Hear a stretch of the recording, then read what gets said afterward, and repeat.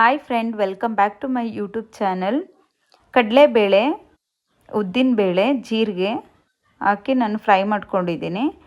ಈಗ ಬಾಣಲಿಗೆ ಒಂದು 2 ಸ್ಪೂನ್ ಆಗೋಷ್ಟು ಎಣ್ಣೆ ಹಾಕ್ಕೊಂಡಿದ್ದೀನಿ. ಅದಕ್ಕಾದ ನಂತರ ಸಾಸಿವೆ ಹಾಕ್ಕೊತಾ ಇದ್ದೀನಿ. ಅದು ಸ್ವಲ್ಪ ಚಿಟಪಟ ಅಂತ ಅನ್ನಬೇಕು. ಅದಾದಮೇಲೆ ಸ್ವಲ್ಪ ಸೋಂಪಿನ ಕಾಳು ಹಾಕ್ಕೊತಾ ಇದ್ದೀನಿ. ಕಟ್ ಮಾಡಿರೋ 2 ಈರುಳ್ಳಿ ಹಾಕ್ಕೊತಾ ಇದ್ದೀನಿ. ಬೆಳಗ್ಗೆ ಎದ್ದ ತಕ್ಷಣ ಏನು ತಿಂಡಿ ಮಾಡೋದು ಅಂತ ಯೋಚನೆ ಮಾಡ್ತಾಯಿದ್ರೆ ಈ ರೀತಿ ಸಿಂಪಲಾಗಿ ಕ್ಯಾಪ್ಸಿಕಮ್ ರೈಸ್ ಮಾಡ್ಕೊಳ್ಳಿ. ತುಂಬ ಚೆನ್ನಾಗಿ ಬರುತ್ತೆ, ಈಸಿ ಮತ್ತು ಟೇಸ್ಟು ತುಂಬ ಚೆನ್ನಾಗಿರುತ್ತೆ. ಎಲ್ಲರೂ ಇಷ್ಟಪಟ್ಟು ತಿಂತಾರೆ. ಟ್ರೈ ಮಾಡಿ.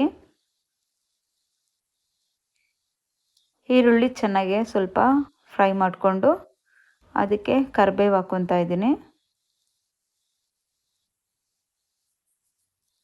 ಮಿಕ್ಸ್ ಮಾಡಿಕೊಂಡು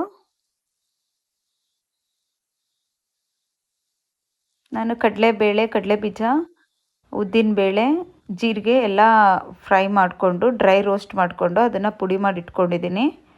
ಈರುಳ್ಳಿ ಎಲ್ಲ ಚೆನ್ನಾಗಿ ಫ್ರೈ ಆದಮೇಲೆ ಈಗ ಟೊಮೆಟೊ ಹಾಕ್ಕೊತಾ ಇದ್ದೀನಿ.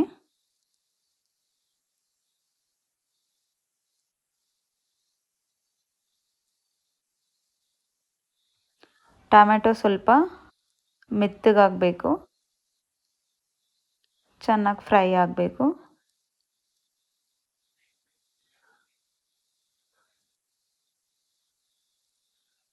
ತುಂಬ ಈಸಿ, ಬೆಳಗ್ಗೆ ಬ್ರೇಕ್ಫಾಸ್ಟ್ಗೂ ಮಾಡ್ಕೊಬೋದು. ಈಗ ಕಟ್ ಮಾಡಿರೋ ಅಂಥ ಕ್ಯಾಪ್ಸಿಕಮ್ ಹಾಕ್ಕೊಳ್ಳೋಣ. ಬೆಳಗ್ಗೆ ಏನು ತಿಂಡಿ ಮಾಡಲಿ, ಅರ್ಜೆಂಟಾಗಿ ಲೇಟಾಗಿ ಎದ್ದುಬಿಟ್ಟಿದ್ದೀವಿ, ಆಫೀಸ್ಗೆ ಹೋಗಬೇಕು, ಇಲ್ಲ ಲಂಚ್ ಬಾಕ್ಸ್ಗೆ ಏನೋ ಮಾಡಬೇಕು ಅಂದರೆ ಇದನ್ನು ಮಾಡಿ, ತುಂಬ ಚೆನ್ನಾಗಿರುತ್ತೆ.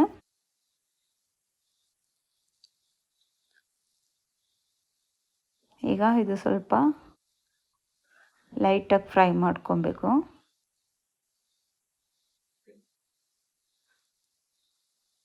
ಇದು ಫ್ರೈ ಆದಮೇಲೆ ಸ್ವಲ್ಪ ಉಪ್ಪು, ಅರಿಶಿನ ಮತ್ತು ಚಿಲ್ಲಿ ಪೌಡರ್ ಹಾಕ್ಕೊಂಡು ಮಿಕ್ಸ್ ಮಾಡ್ಕೊಳ್ಳೋಣ. ನಾನು ಹಸಿಮೆಣ್ಸಿನ್ಕಾಯಿ ಹಾಕ್ಕೊಂಡಿಲ್ಲ, ಏಕೆಂದರೆ ಅದು ಬಾಯಿಗೆ ಸಿಗುತ್ತೆ. ಮಕ್ಕಳು ತಿನ್ನೋದ್ರಿಂದ ಅದು ಬಾಯಿಗೆ ಸಿಕ್ಕಿದಾಗ ಖಾರ ಅಂತ ತೆಗೆದಾಕ್ತಾರೆ. ಸೊ ಹಂಗಾಗಿ ನಾನು ಚಿಲ್ಲಿ ಪೌಡರ್ ಯೂಸ್ ಮಾಡಿದ್ದೀನಿ. ಅದಾದಮೇಲೆ ನಾನು ಪುಡಿ ಮಾಡ್ಕೊಂಡಿರೋ ಅಂಥ ಪುಡಿ ಹಾಕ್ಕೊತಾ ಇದ್ದೀನಿ.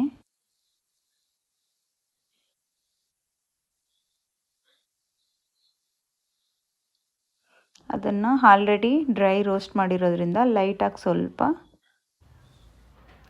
ನೀಟಾಗಿ ಈ ರೀತಿ ಮಿಕ್ಸ್ ಮಾಡಿಕೊಂಡು ಒಂದು ಸೈಡಲ್ಲಿ ನಾನು ಆಲ್ರೆಡಿ ರೈಸ್ ಮಾಡಿ ಇಟ್ಕೊಂಡಿದ್ದೀನಿ. ಈಗ ಇದು ಸ್ವಲ್ಪ ಎಣ್ಣೆ ಈ ರೀತಿ ಬಿಟ್ಕೊಬೇಕು.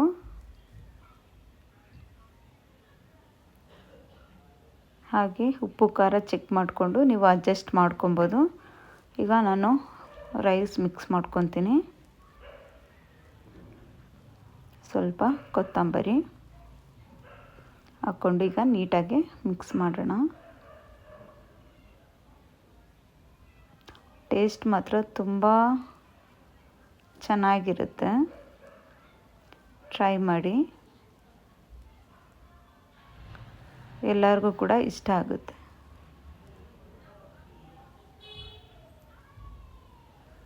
ಬೆಳಗ್ಗೆ ಬ್ರೇಕ್ಫಾಸ್ಟ್ಗೆ ಸಿಂಪಲಾಗಿ ಜಸ್ಟ್ ಅರ್ಜೆಂಟಾಗಿ ಮಾಡಬೇಕು ಅಂದರೆ ಜಸ್ಟ್ ಒಂದು 10 ಮಿನಿಟ್ಸಲ್ಲಿ ಮಾಡ್ಕೊಬೋದು.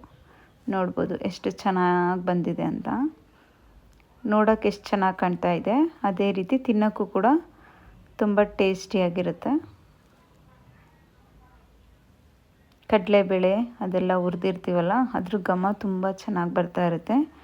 ತಿನ್ನೋಕ್ಕೂ ಕೂಡ ತುಂಬ ಟೇಸ್ಟಿ ಅನಿಸುತ್ತೆ. ನಾನು ಇದಕ್ಕೆ ಕಡಲೆ ಬೀಜ ಎಲ್ಲ ಮೇಲೆ ಹಾಕಿಲ್ಲ, ಅದನ್ನೆಲ್ಲ ಫ್ರೈ ಮಾಡಿ